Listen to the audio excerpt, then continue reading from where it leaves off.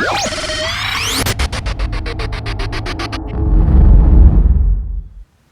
what's happening? Coach Ryan family coming at you live from the Viper Pit. Today I want to teach you how to breathe and brace properly for lifting.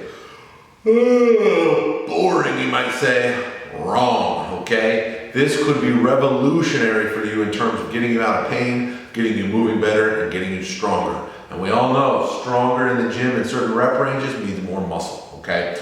So why did I decide to shoot this video? Well, I was up north in Canada visiting my brother from another mother, Vince Del Monte, and we went to train legs, and I noticed, man, he does not know how to breathe at all. And the fact of the matter was, he was doing okay.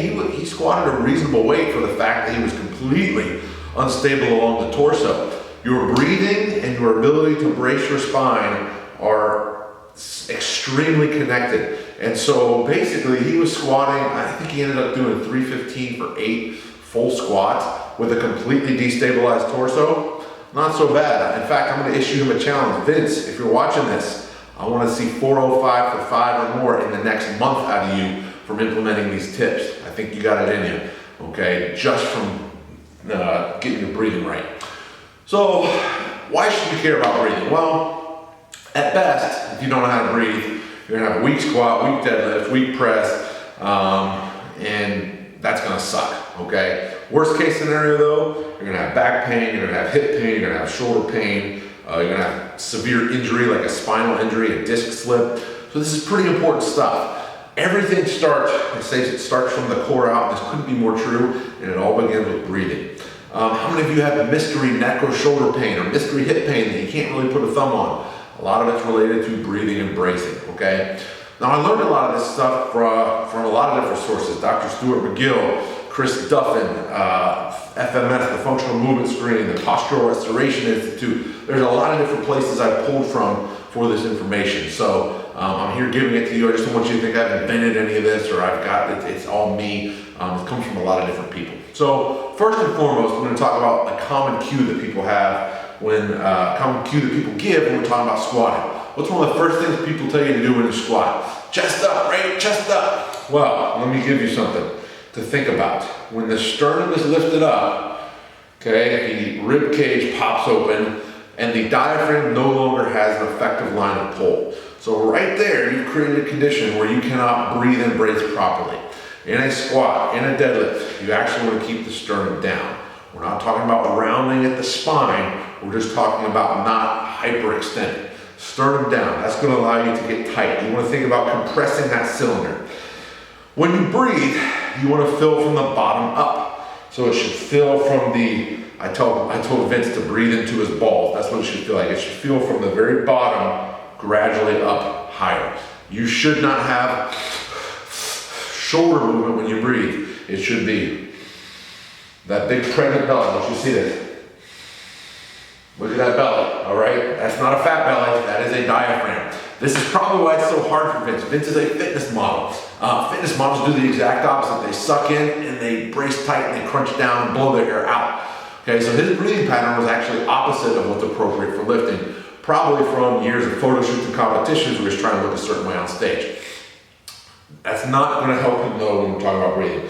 So one quick thing you can do, take your thumbs, take your six-pack muscles or the rectus abdominis and go just outside of that. If you trace along the side, you'll feel your thumbs fall into a little divot, okay? You should breathe from there, try to push your thumbs out while keeping your shoulders down. So,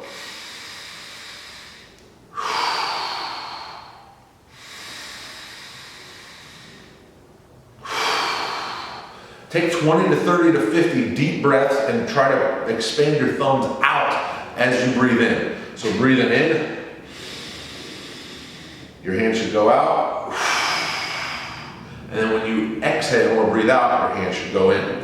Another thing that you can do is the clavicle cross. This is a good one. You can do this in front of the mirror. It's really simple. You just cross your hands, put them on your collarbones, and take a deep breath in through your nose and out through your mouth. And what you should see in the upper body is absolutely nothing. First, I'm going to show you what it looks like when you're doing it incorrectly, and what a lot of you will do. There should be no movement up here. It should be from the belly. Show you from the side. Look at that, right in the belly.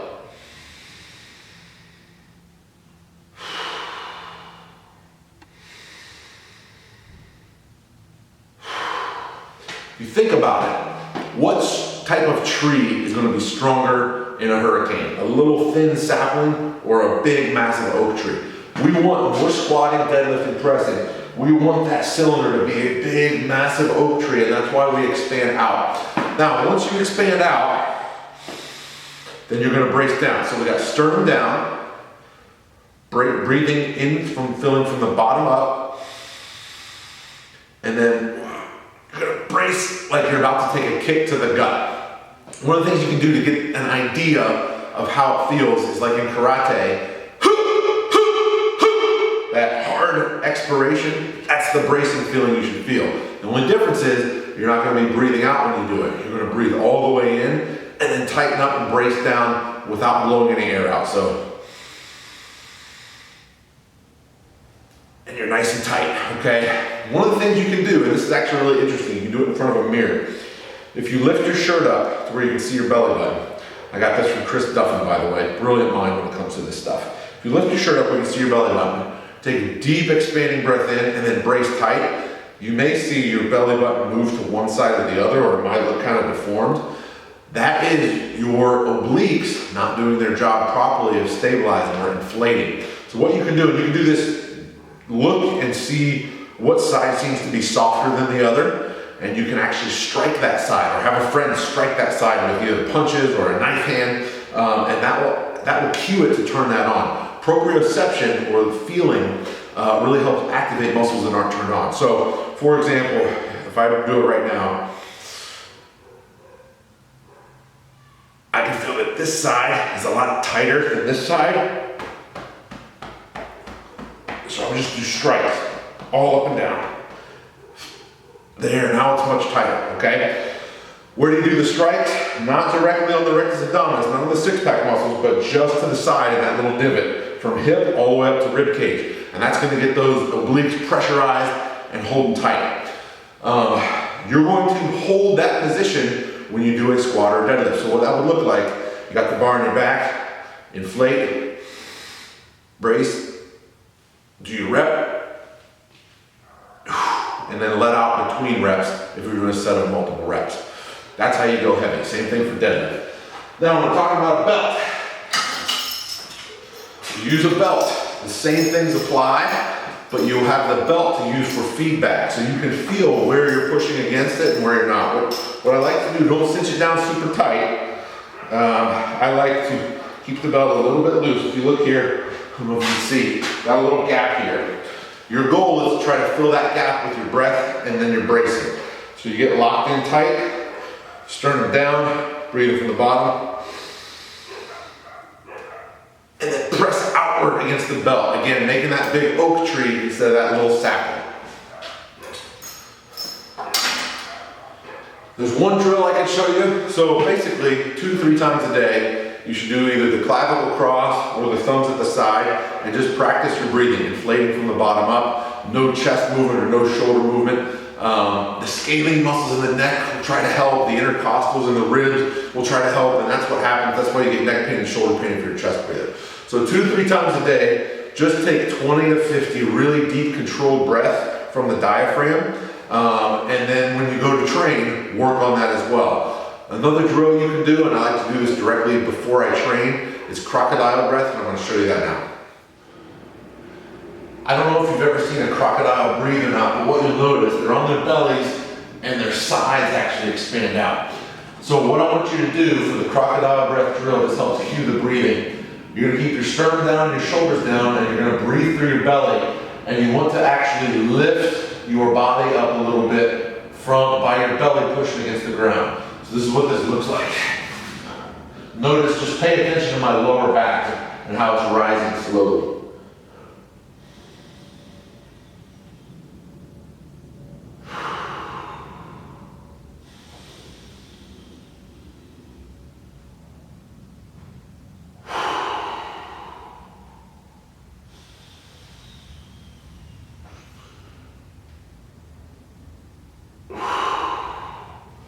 So those are crocodile breaths.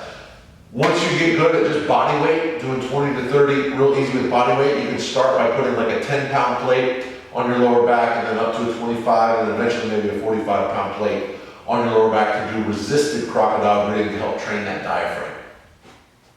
I can't emphasize this enough. Your diaphragm and the muscles that stabilize your torso and create intra-abdominal pressure are 360-degree muscles. It's not just the front of your body, it's not just the back, it goes literally all the way around. So when you breathe, you want it to expand all the way around. You should be able to feel it expanding out in your back as well when you're breathing. I always tell people, breathe into your back, breathe into your sides, breathe into your balls if you're trying to, sorry for the vulgar expression there, but it helps people to learn that they have to fill from the bottom up.